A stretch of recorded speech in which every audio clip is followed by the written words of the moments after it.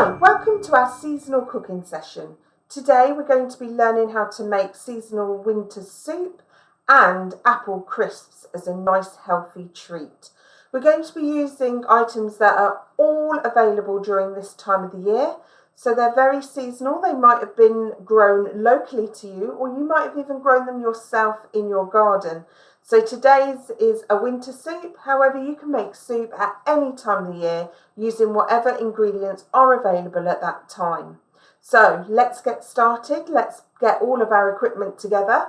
What we need to make sure is that we've got everything ready and to hand, that we've actually washed our hands, rolled up our sleeves, tied back any loose hair, and made sure that our clothing isn't loose and going to get into any of our cooking.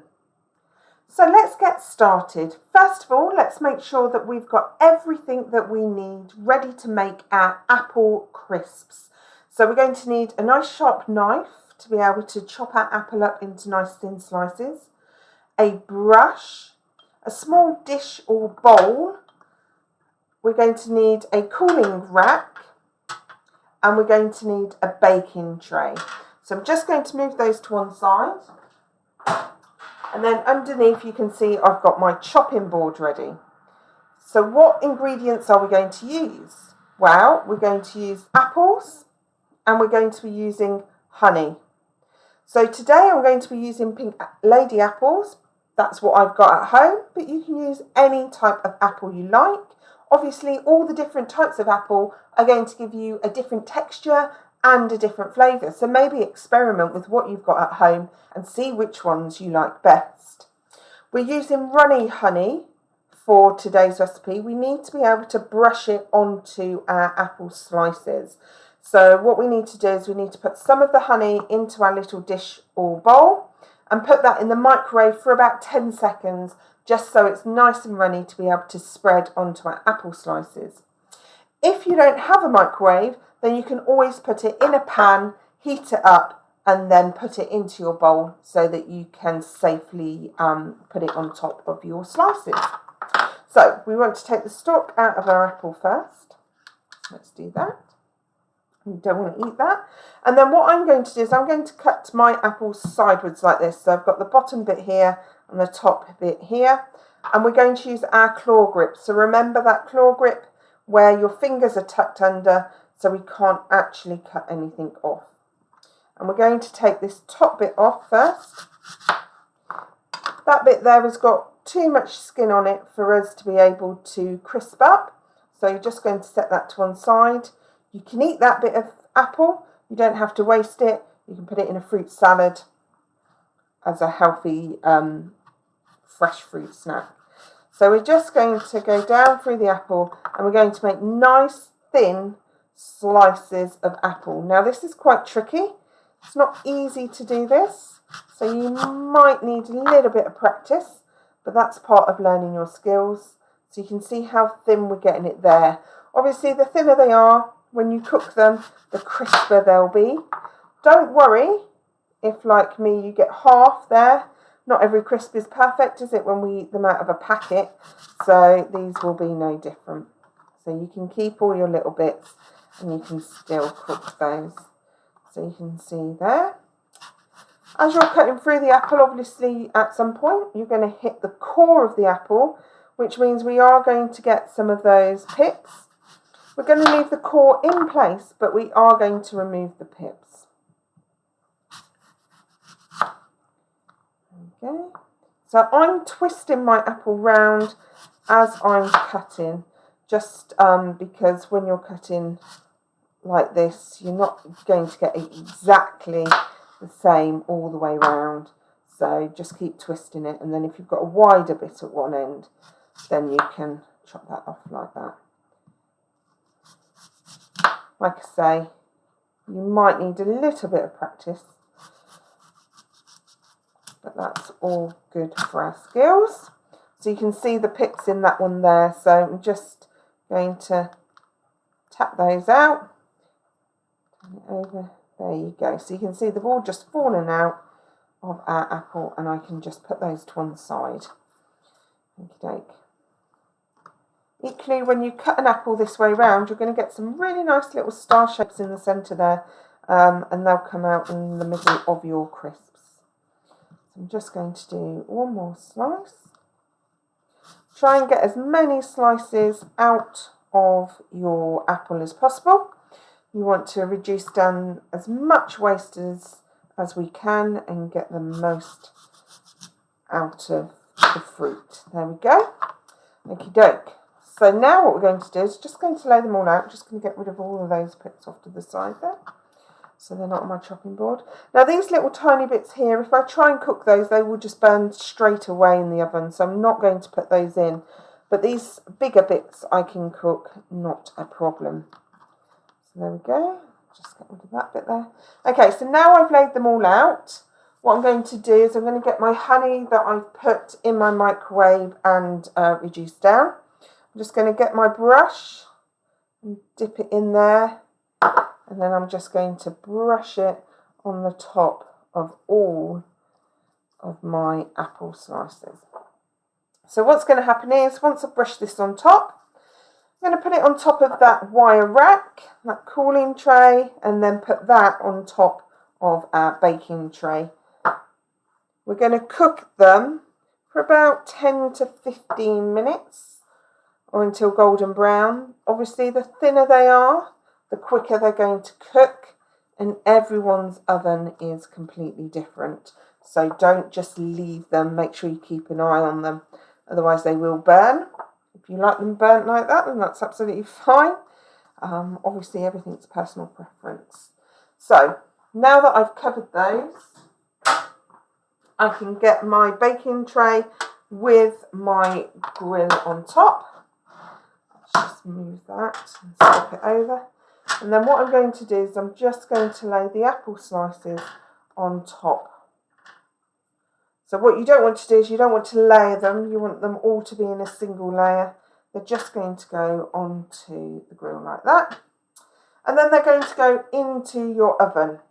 Now after about 15 minutes you're going to take them out, and then we're going to turn them over, and then we'll use the rest of the honey on the other side and put them back in again. So then we're cooking both sides with that tiny sliver of honey, just to stop them from burning and to allow them to crisp up. So I'm going to pop those in the oven. And then when you've cooked them and they come out, they'll look like this. So obviously it depends on how well done you like your crisps. You can have them so they're not quite so well done, or you can have them so they're a bit crispier. And again, that's all personal preference, and it depends on how thin you cut your slices. So there we are. Very, very simple, really easy to do once you get your knife skills there. That's our seasonal apple crisps, and they're much healthier than the kind that you would buy in the supermarkets out of a packet. Okay, so we're going to clear down, and then we're going to have a go at making our winter seasonal soup. Okay, so to make our soup, we're going to need a knife again. We're going to need a spoon. We're going to maybe need a potato peeler. So we're only going to use the potato peeler if you feel the need to. We're going to be using ingredients like carrots and parsnips. So if you give them a really good wash, you won't need to use one of these to take the skin off. Otherwise, you might want to use it. It's entirely up to you. It's personal preference. We're going to need a jug or a bowl. Now, this is going to be for our stock. So it's going to have boiling water in it. So make sure it's not a plastic one. Use a glass one or a ceramic one. And we're going to use our saucepan. Put that to one side. And obviously, our chopping board. Now, what I've also got is I've got a bowl here, which I'm going to use for all of my waste as we chop and go, so that I don't have to keep moving about. And then it's all in one place, ready for me to use and put into my compost. So today we're going to be using an onion, just a bog standard onion, a couple of carrots, a couple of parsnips, some fresh parsley, which which will be at the end. We're going to use a vegetable stock, and we're also going to use some tomato puree as well. So you can get that out of a tin, out of a carton. It's entirely up to you. So we've got that as well. And then we are going to need just a tiny bit of oil for our cooking. Okay, so we're not going to use the parsley until right at the end, so I'm going to put that to one side. And first of all, what we're going to do is we are going to chop up all of our different vegetables. So, like I said, whether you want to skin them or peel them is entirely up to you. All we're going to do is take the tops and the bottoms off because we don't want to eat those bits. So we can take the top and the bottom off, and then those can just go into our food waste bin. And then we're just going to use our claw grip just to chop down into sections as we go. Now, depending on how you like your soup, would depend on how big the sections are that you want to put in it. So these ones are nice little round discs, as you can see. We'll get to the end. Now I've made them all nice and thin, not too thick. And then if they're too big for you to put in your soup as they are, then you could use your bridge hold. Remember, that's our fingers either side so that our knife can go through the middle to cut those sections in half. And if that's still too big, if you want them smaller than that, then you can cut them into quarters. Now equally, if you don't like chunky soup, not everyone does, then you can always blend all your ingredients down in a blender if you so wish. So that's entirely up to you. Again, that comes down to personal preference. And it could be that actually you don't like things like parsnip. So you might want to substitute that out and use a turnip instead, or a potato. So think about what is available in your local area and for the time of the year, and try and use those ingredients rather than things that have come from a long way away and maybe aren't very seasonal at all. It's much better for our health to eat seasonal foods. It has more nutrients in them because they're fresher and they've been on the shelf for a lot less time, rather than things that have had to be either force grown out of season or delivered across the world. So it's better for our environment as well as for our health. Okay, so let's just pop that to one side, and then we're going to do exactly the same with our parsnip. Now, sometimes you get parsnips that are massive. This one here is quite thick, so you might want to cut that in half first and then chop it up. It doesn't matter, it doesn't have to be very precise, because we're going to put it in our soup and we're going to cook it all down. So there we go. As long as you've got nice thin slices so they're not too thick, that's all fine. Now this soup is going to feed about 4 people. Obviously if you want more, because you might want to freeze it and keep it, then that's fine. Just double up on your quantities. Or if you want less, then just use less ingredients. So again, these are a lot bigger slices to these. So I am going to chop those down into smaller sections and add those to my carrot. Now, because they're all going into the same soup all together, then it doesn't matter that I mix them up on the board. We're not mixing up different food groups like proteins and dairy. We're only mixing up vegetables. So that's going to be absolutely fine to do that. They'll all cook together in the same way. So just chop that up. Okay. So when you've finished chopping them up, you might find that you're running out of space on your chopping board.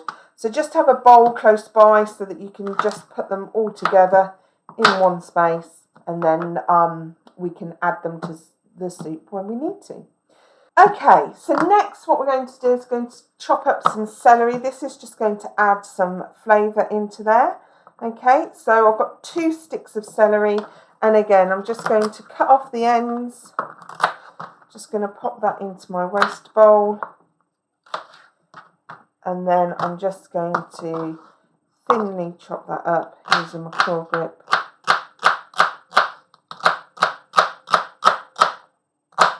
Find some bits in there that are slightly bigger. You can just go back and cut those up. I've got my celery as well.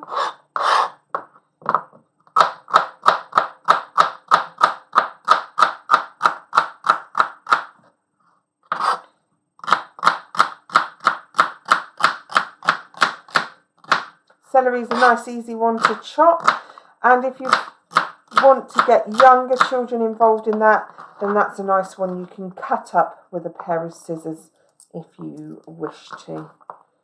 Okie doke. So that's all of our celery. Okay, so what we're going to do now is we're going to cut up our onion. So onions are easy to peel once we take the top and the bottom off. So again, just use your claw grip